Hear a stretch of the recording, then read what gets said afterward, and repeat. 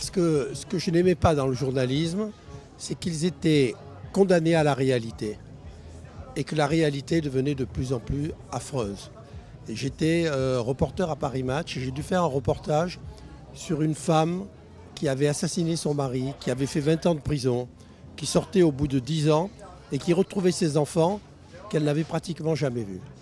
Et j'ai fait le reportage, ça fait la couverture du journal, tout le monde en a parlé. Et lorsque je l'ai amené à ma mère, je lui ai dit « Regarde maman, j'ai ma première couverture dans Match ».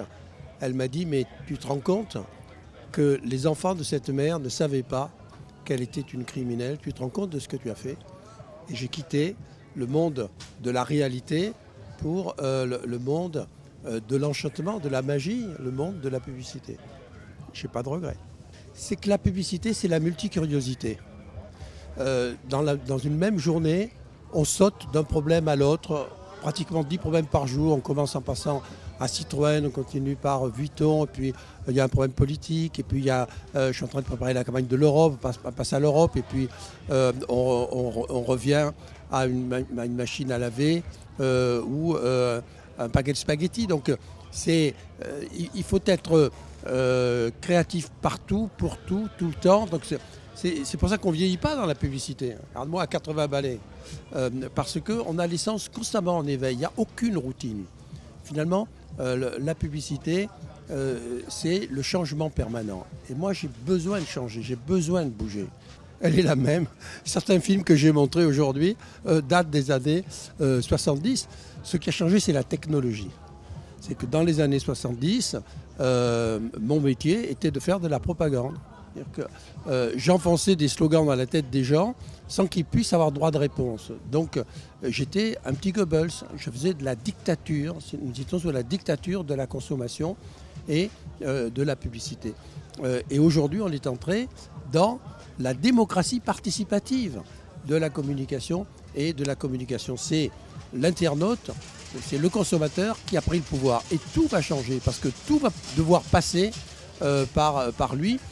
Et il a droit de vie et de mort sur les marques. Qu'une marque fasse une faute, comme Nike l'a fait, et elle va payer très cher parce que le consommateur ne laissera pas passer la faute. Donc, on change de monde et on sort d'un monde égoïste, d'un monde d'égoïsme et d'ego, d'un monde très personnel, d'un monde assez fermé, vers un monde qui est un monde d'ouverture, d'échange, de générosité. Et la pub se doit d'être généreuse. J'ai montré le film de Tom qui est extraordinaire, qui pour chaque paire d'espadrilles qu'il fabrique offre une paire d'espadrilles à un petit Argentin qui risque de mourir dans la rue en se blessant.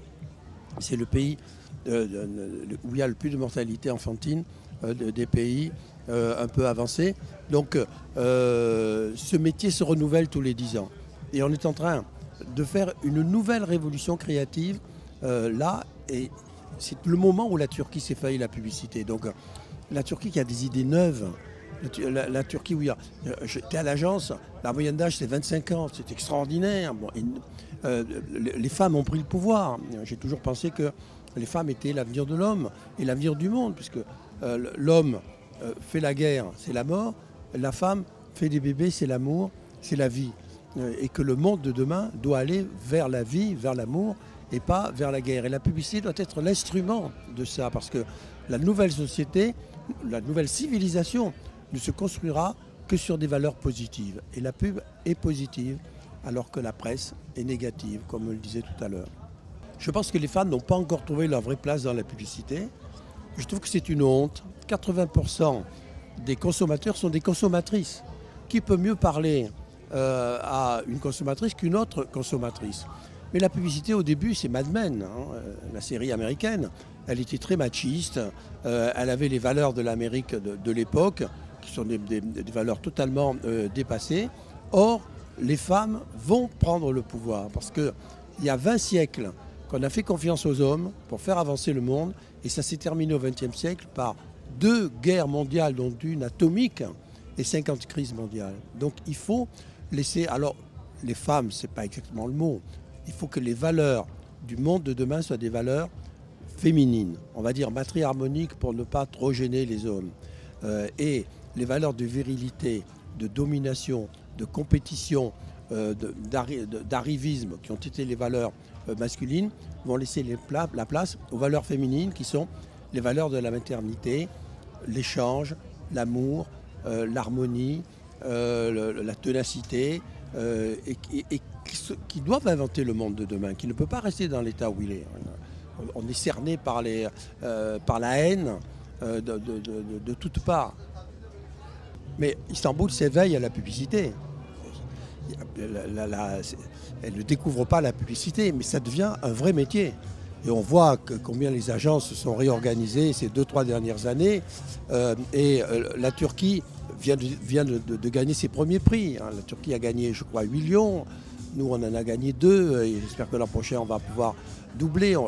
Les créatifs, je viens de passer 2 jours avec les créatifs, ils sont absolument au niveau des créatifs français ou d'ailleurs. Simplement, la mission des jeunes créatifs turcs, c'est d'être fier d'être turc. Comme je leur disais, je me souviens du monument d'Atatürk qui dit « je suis fier d'être turc ». Ben, ils doivent être fiers de notre truc sans complexe ni d'infériorité, ni de supériorité. Nous avons eu, nous, les Occidentaux, un complexe de supériorité par rapport à la pub, et surtout les Américains ou les Anglais, en disant « on fait la meilleure pub du monde ». C'est fini. Aujourd'hui, la pub est à tout le monde, et tout le monde peut décrocher un lion. J'ai trouvé que c'était une fête, un peu comme une fête foraine. C'est impossible de faire ça aux États-Unis. On fait ça à Central Park, personne ne va venir, parce qu'il y a une sorte de distance qui s'est établie entre les publicitaires et le public, et entre le public et la publicité.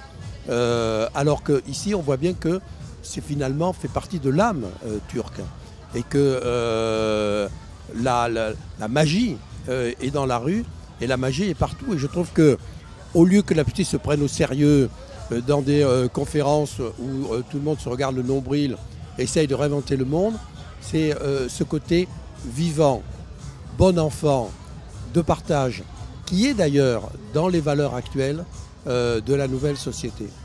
Les vieux pays, qui restent encore les plus créatifs du monde, d'abord parce qu'ils font beaucoup plus de publicité, qu'un dollar sur 2 qui se dépense en publicité se dépense à l'intérieur des frontières américaines. Alors, donc évidemment, l'Amérique reste encore le pays le plus premier du monde, et puis deuxième est l'Angleterre, la France est le 4e. Bon, c'est normal, mais on voit que la nouvelle publicité, les nouvelles idées, elles viennent justement des pays émergents, parce que au lieu de sortir des usines à fabriquer de bons élèves, que sont les grandes écoles de publicité françaises ou anglo-saxonnes, la publicité s'apprend sur le tas. Les publicitaires viennent de tous les horizons, ils apprennent leur métier en le faisant. Et donc ils découvrent des voies nouvelles, et ils ne sont pas fossilisés par leur culture et leurs racines. Et c'est là que va s'inventer justement la nouveauté, d'autant qu'aujourd'hui, avec l'incroyable facilité du net, tout le monde peut créer sur le net, et que les prix de la création ont incroyablement baissé. À l'époque, il fallait des milliers et des milliers d'euros pour fabriquer un film de 30 secondes. Et aujourd'hui, avec quelques centaines d'euros, on peut faire un film qui va être diffusé sur le net et qui va faire le tour de la Turquie, voire le tour de l'Europe, voire le tour du monde. Je leur conseille de faire le plus beau métier du monde, qui est celui d'être marchand de magie, la publicité. Mais attention, l'argent n'a pas d'idée, seules les idées font de l'argent. S'ils n'ont pas d'idées, qui quittent ce métier, ils n'ont rien à faire dans la publicité. C'est valable pour les Turcs comme pour tous les publicitaires du monde.